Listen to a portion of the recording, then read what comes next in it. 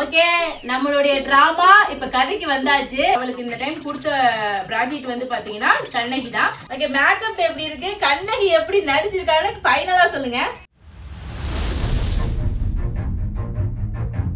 ஆராயாது நீதி வழங்கிய மன்னனே, என்னையா யார் என்று கேட்கிறாய்?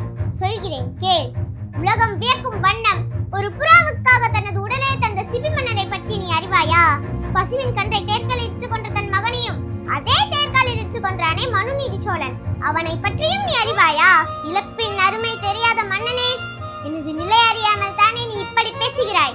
நான் இதுவரை கூறிய பெருமை மிக்க சோழ மன்னர்கள் வாழ்ந்த புகார் நகரமே எனது ஊர். அவ்வூரில் பழியில்லா சிறப்பினை உடைய புகழ்மிக்க